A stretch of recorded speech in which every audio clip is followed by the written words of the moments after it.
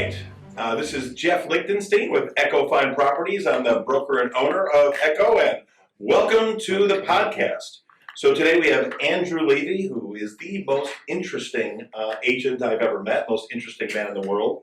But before that, my dad has a request. He's a longtime viewer of the podcast, watching the first episode in full. So he said, I have to explain, this is his painting in here. So Dad, thank you for the painting. He came in and he measured the walls.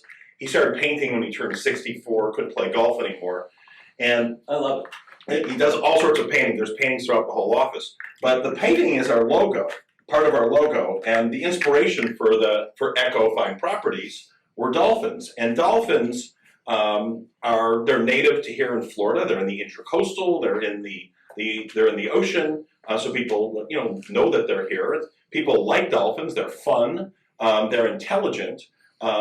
And people go to the beach, they go boating, they go fishing, people just are around the water and the warmth of the area.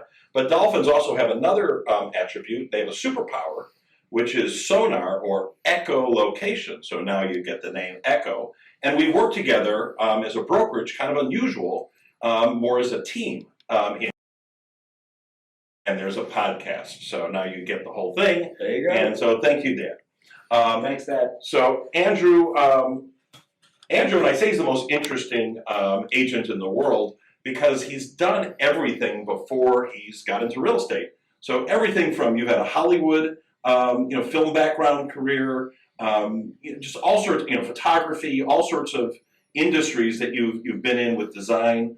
So tell me a little bit about your background and tell everybody, and then how that applies to how you use that in real estate. So when I was really young, single digits, I was fascinated with the real estate section of the Sunday New York Times. So that always stuck in my mind. And those, the big edifice, the buildings, the classifieds was always something that I found very interesting.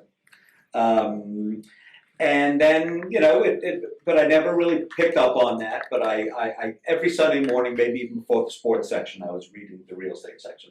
And although I was a kid, after university, I went to business school, but I had a really strong creative side to me. So I decided to go into photography, and I was a professional photographer for about 3 or 4 years.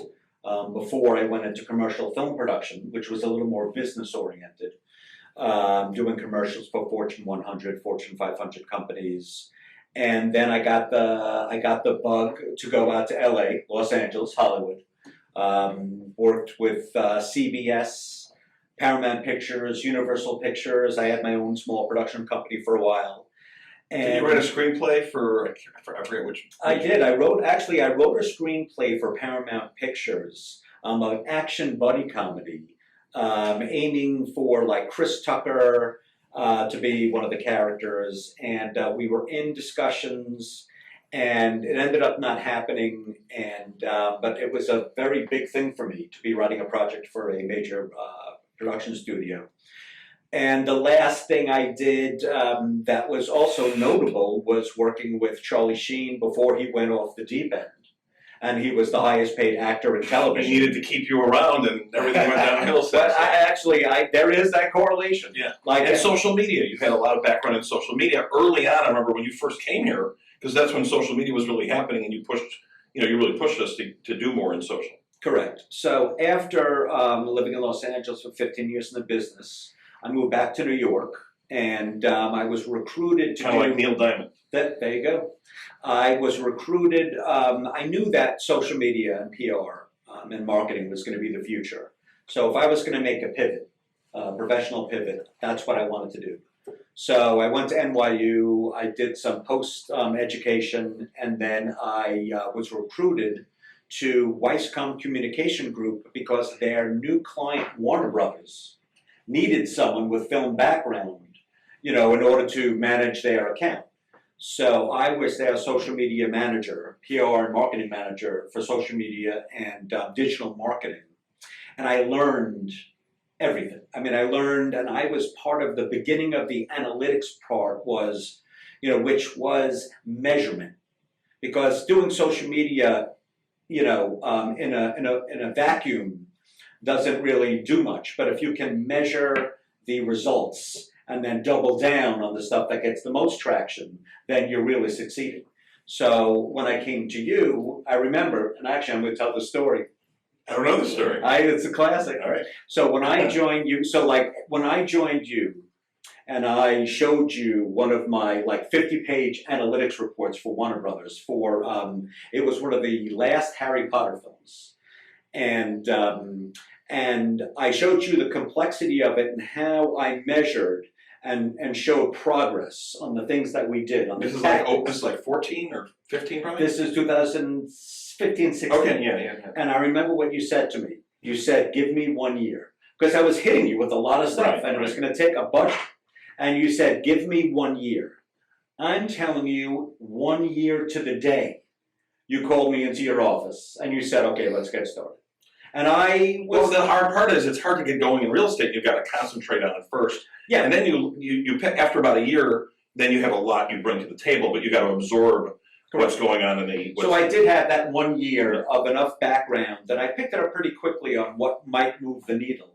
And I'd like to think that I really helped develop our social media platform. Yeah, you did. And when you listen to Andrew's background, you're like, I don't believe half of what he's saying, but it's all true. And then the one thing we learned was we went bowling. We had a bowling party, and he's bowling like a 250 or something. You're like, we never knew about the bowling.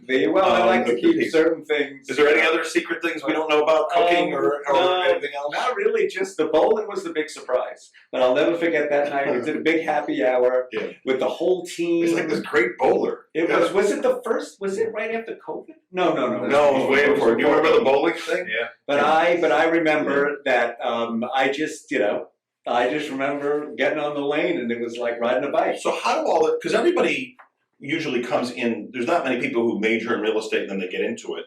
So you have all these skill sets and all these other things that you brought to the table. How did that help you? Or how does it help you in real estate? It gave me, so number one, I was armed with the 21st century toolbox or the tactics to help me reach customers fairly swiftly. So I excelled pretty swiftly, here, and with your support, which was great because you were open and receptive to the things that I was putting out there.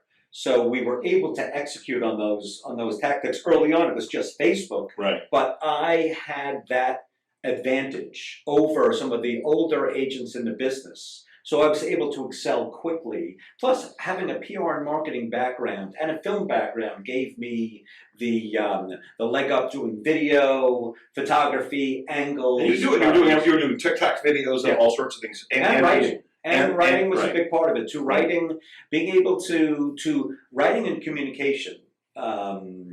Being able to talk to my clients very clearly, very concisely, making points, quickly, like you always told me, just make the point.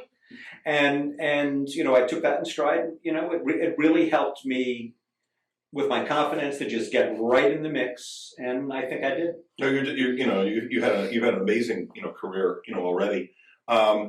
So Andrew did another thing, which is great. So not only is he the most interesting man in real estate, but he's the one. There's always a Florida man.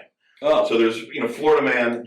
There's always crazy stories. I find every day now I'm looking for the car license, the whole back of the car that's decorated in something. There's always something interesting every day. But Andrew did something remarkable. It was a good Florida man story. So where you bought all the school lunches for everybody. Can you elaborate on it? And this is a big deal. Yes. Well, it was the end of 2019. I had an extraordinary year, and I really wanted to do something hyperlocal, but I couldn't really find something. And then one day I was on Facebook. I was on a Jupiter Locals Facebook page, right, using social media, PR, to make my way. And I noticed that there was a post from a mother in Jupiter saying that the coming school year, that something like 30% or 40% of children had lunch debt, and we're only going to get cheese sandwiches, not warm meals, starting the school year. And I just was like, that's crazy. I was lucky never to have to worry about food. So I just went to the food services management division with a checkbook and said, I want to pay it off. And I did, pretty quietly. And then within 30, 40 minutes, I was getting calls. Well, somebody called me and said, Andrew's going viral. And it was like everywhere. How many interviews did you have? Actually, I had about 20 interviews. You were on like CNN, it was at Good Morning America. It was CNN, Fox News, Headline News, all the local affiliates. Right. It started locally and then it just went like crazy. And then the furthest it reached was Vietnam. Someone sent me a photo from the Vietnam Post with my face on it. And I couldn't read it, but I could assume that it said, were you here Jupiter Man when that happened? Do you remember that? It was Jupiter Man. Everything was Florida Man or whatever, and it was a great story. At one point, there were 3.5 million mentions of me. So that's pretty impressive. And the key is it was small. I just did something small. It's less than $1,000. It was what I would call a teaspoon of heroism. What's your favorite story? You don't have to mention the name, but do you have a favorite person you put into a house or sold a house? Well, I do, actually. I had, I'll never forget, because this was a funny story. It was New Year's Eve day.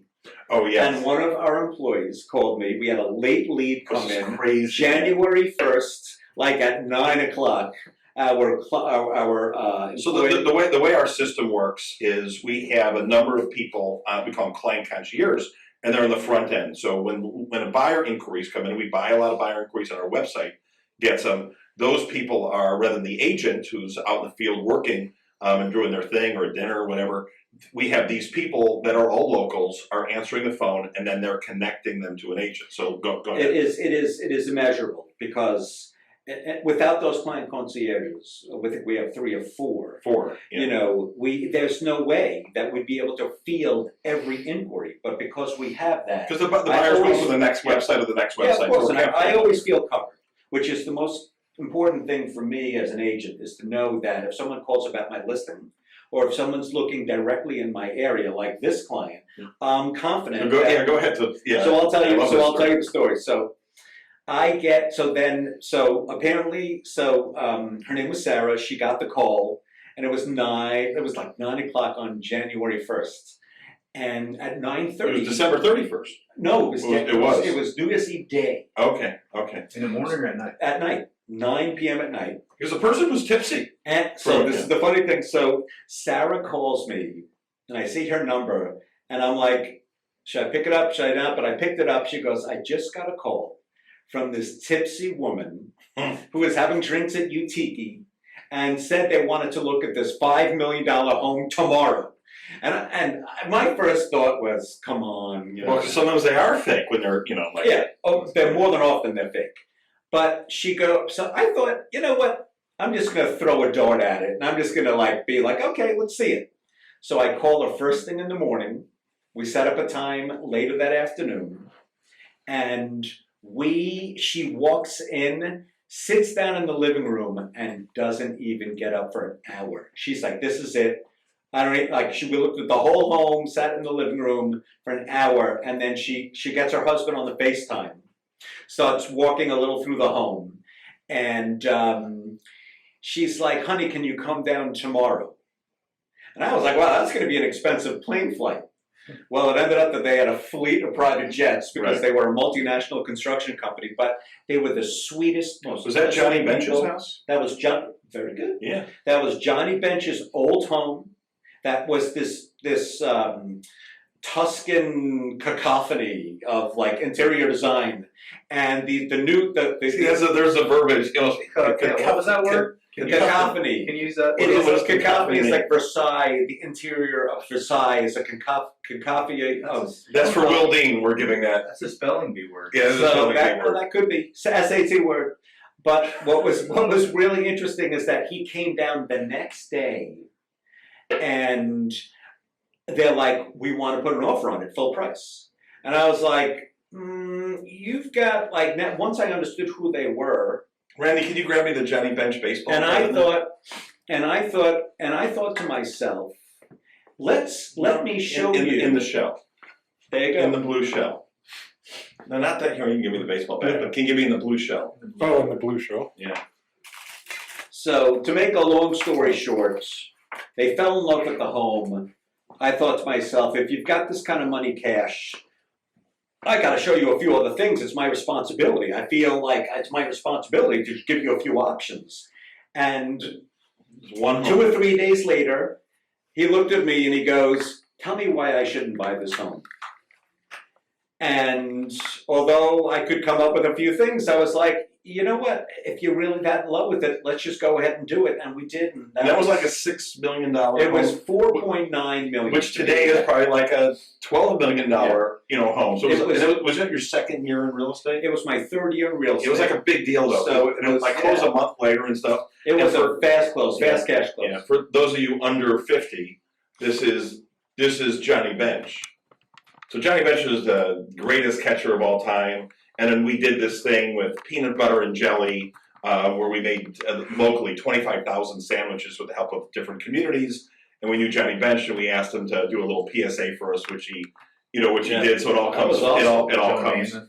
Yeah, Joe Namath did. It all came full circle. So that was. But that was my favorite because when you find the shoe that fits the glass slipper, and I say that metaphorically, when someone connects with a home that viscerally, it makes my job so much more fulfilling because I know that I've made a difference. And I know that I've done something like that. So for them, it was easy because it was one home, but I've had other clients where it took maybe a half a dozen to a dozen homes. But when they walk into a home and you can see their eyes open up a little bit more and you make that connection, that's why I love this business. What is your best tip for sellers, and what is your best tip for buyers?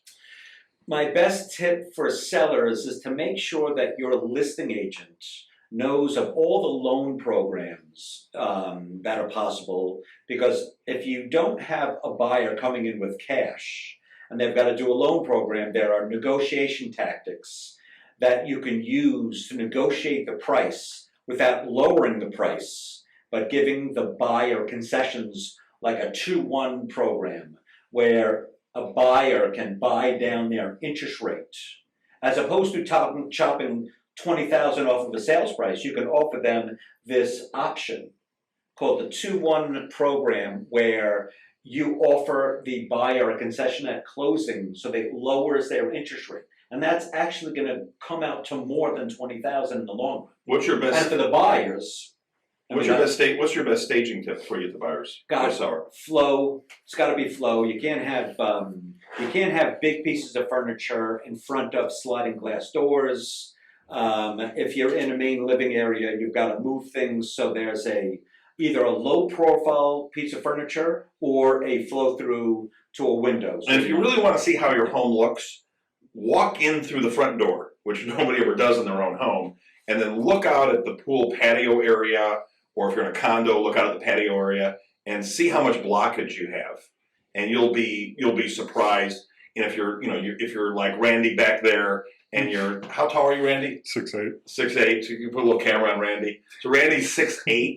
Randy, come over here for a second. Yeah, Randy, get So if you're 6'8", his view of the world from his patio, he can see over everything. Might have to He's a readjust foot this. tall. Yeah. I'm 5'8". Yeah. He's 6'8". Yeah. So you're, Hey, Randy, he needs a. But Randy's view, like when he walks in the front door and he's looking out and looking over everything, is very different than somebody who's like 5'2". And so you almost sometimes have to go down a little bit in height or get on your tippy toes and see the world as how the buyer's in there. And I think that helps. I think that's like sometimes the best staging thing, because it lets you understand what they're looking at, because you're used to the view for the first time. What's your best tip for a buyer? For a buyer, I say look for something that's timeless, because if you get something too trendy, then it can backfire when you want to sell it. So I'm always looking for a classic, timeless interior design. I'm looking obviously for a price where there's upside, And those are two of probably my biggest tips. So you do work all over town. You do a lot of work you've done in the Jupiter Seaside area, Yes. and then like in the West Palm Beach condos. Can you just go through those two areas and give a? Just picked up a new listing. Actually, I live in downtown West Palm Beach, but my farm territory, my primary territory, is Jupiter, Juno Beach, Oceanfront, and Seaside. But I'm also working West Palm Beach. I just picked up a new listing at One City I saw Plaza. And I live in Two City Plaza. Right now, West Palm Beach is seeing a renaissance.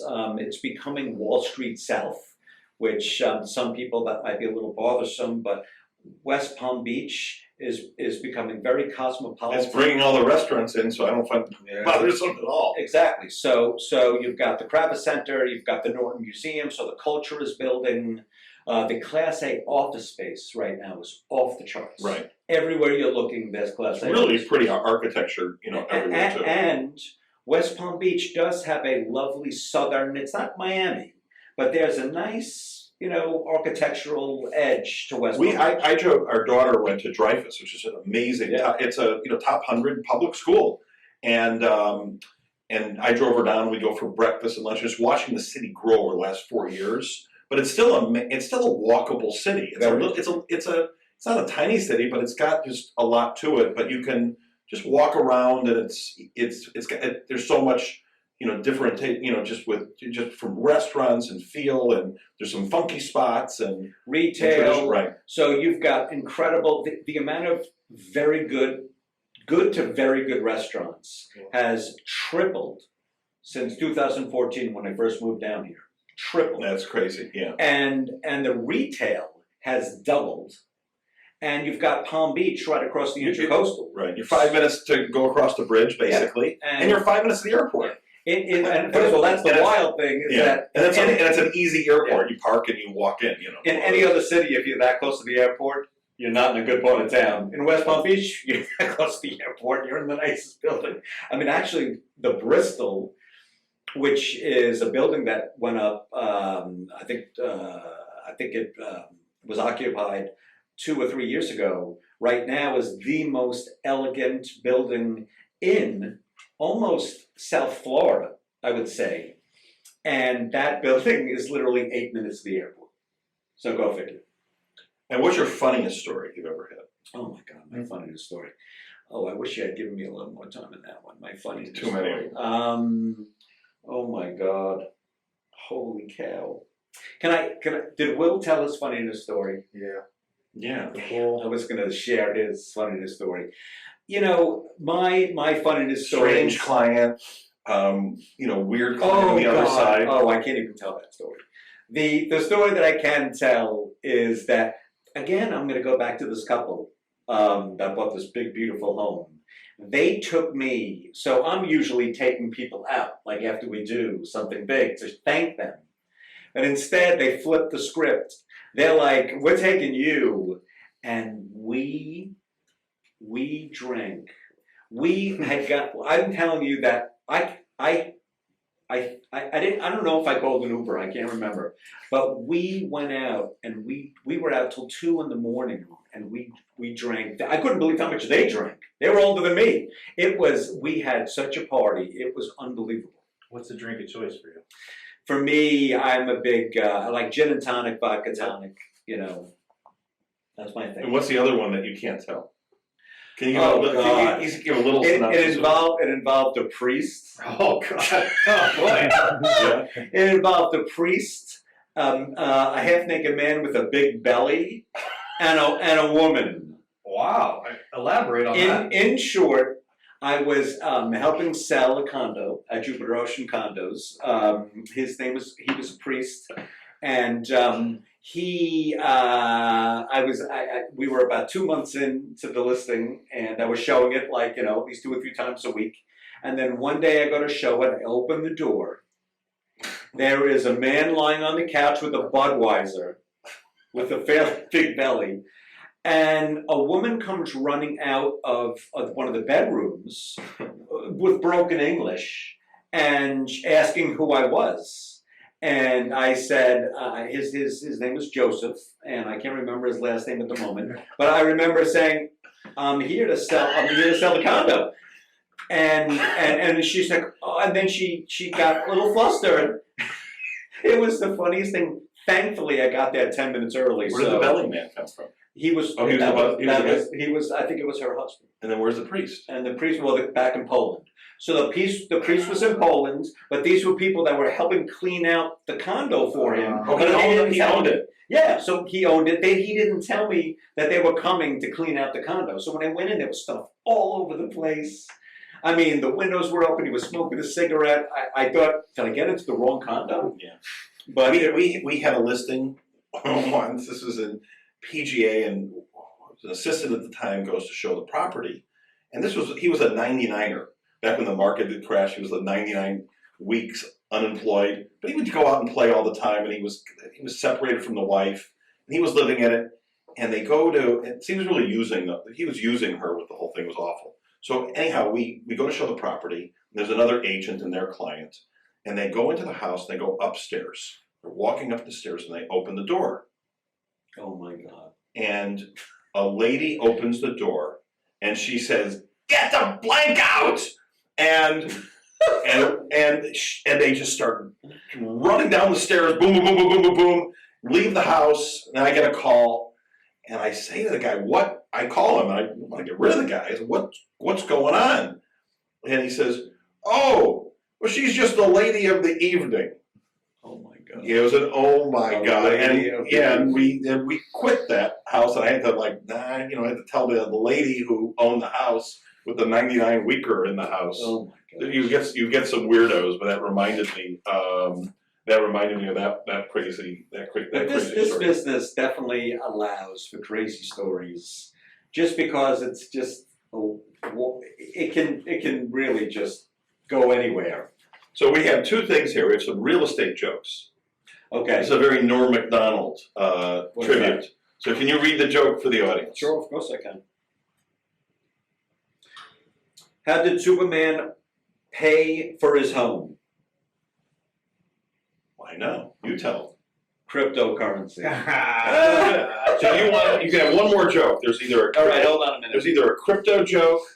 There's another Superman joke or a non-Superman joke. Let me have a non-Superman joke. A non-Superman joke. You have to tune in to the next episode Right. of the podcast. Did you ever hear about the last remaining unit in the apartment building? It was last but not least. So that's our real estate joke. That was a B-level joke. It was a B-level joke. I like the cryptocurrency. You should have taken the Superman joke. I like the cryptocurrency joke. And Andrew, I see that. What's that watch? Andrew loves watches too. Tell her that. Tell Jeff. I heard watches have went way up in He value. loves watches. Actually, it's the one thing that I enjoy. It's the one piece of jewelry that a man can have. Yeah, it's the only really, so I, for a long time, have been collecting watches, and Can we see your watch? without going into details, what I will say is that I do keep every quarter a value of my collection. It's gone up about 30%, 40% over the last year and a half, 2 years. There was a whole thing about Rolexes and stuff that went up huge in value. I read that yesterday. So collectibles, watches are collectibles, and timepieces, are a very fine, it's a very fine machine. And the fact that it's so small and on your wrist, and some watches can keep time to the thousandths of a second, tenths, thousandths, it is remarkable. And then when you get a watch that's got all these different mechanisms, it is something that makes, for me, it's very interesting. So that's what I enjoy. What's your favorite watch that you have? Oh, gosh. Yeah, Boy, I'm a big Breitling fan, but one of my favorite watches is a Bulgari that my in-laws bought me after my wife and I got engaged. And it is an exquisite timepiece. I only wear it very few times. If I'm in a suit and tie, I'll wear it. But it's Bulgari. It's a stunning watch. And what is the difference? Last question. What is the difference? Because you come from you've been in New York, you've been in California, you've been in Florida. How would you describe Florida compared to those areas? Florida is much more laid back. It's a little bit more resort driven. I'd like to say that Jupiter, Juno Beach, North Palm Beach is similar to Santa Monica, but you've got less business going on, you've got more retirees, and it's just more laid back. New York, Florida, there's really no comparison. I mean, I think that the beaches on the south shore of Long Island are very different than the beaches here. Well, the temperature of the beaches, like I go snorkeling And in the water, and yeah. it's in the summer, it's like 85 degrees. That's not there. It's not comparable. And the color of the water and everything is just there's a big beautiful. difference. I mean, LA compares a little bit, but it's Not Florida. with the taxes. Not with the taxes. Florida, when we came down here, I'll be honest with you, my wife and I weren't really sure if this was going to be our spot. But after about 6 to 8 months, we saw what was happening, and I read about the money. I always like to follow the money. Where's the money going? And when I realized that West Palm Beach and Jupiter were going to be the beneficiaries of a lot of development and corporate money, I thought to myself, let's stick it out. Plus, we loved it. We enjoyed it. And it developed. We moved here in 2000 from Chicago, and I adjusted very quickly. My wife took about a year, I would say, to adjust. But there weren't the restaurants and the culture and all that there, so it's been much. It's really sped up at this point. it is so much more just from. And it's much more. It's 2014. much more. But just people are more easygoing here. Oh no, much more easy go. And I think when people come here from New York, it's like slow down and you enjoy life a little bit more.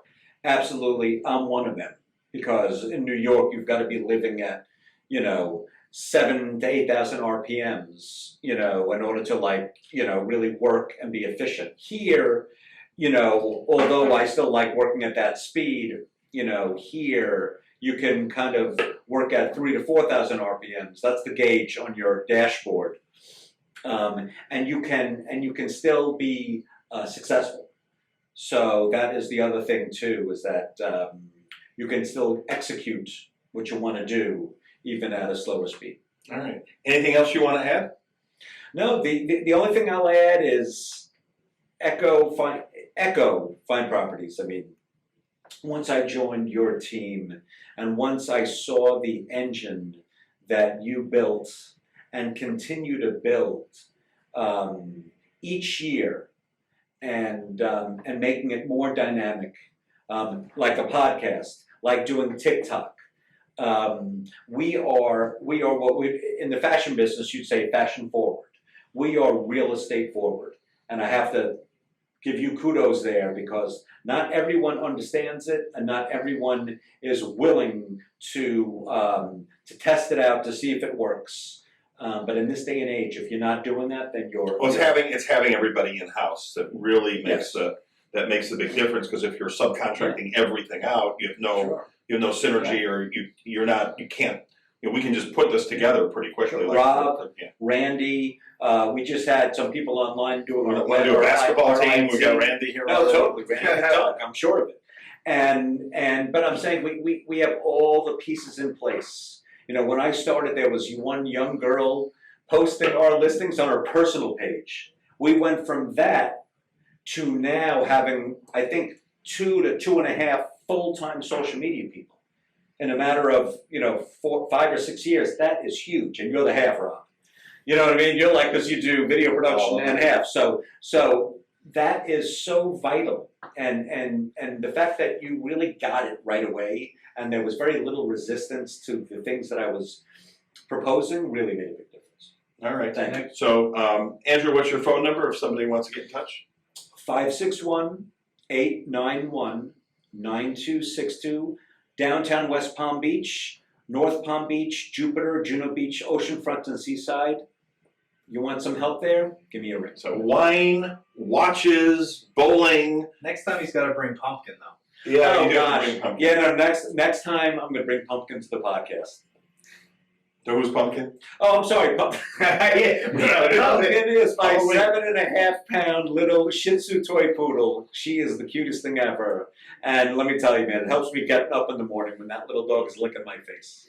All right. So on that note, for Andrew Levy, Rob, Randy, Jeff Lichtenstein, this is the Echo Podcast, and over and out.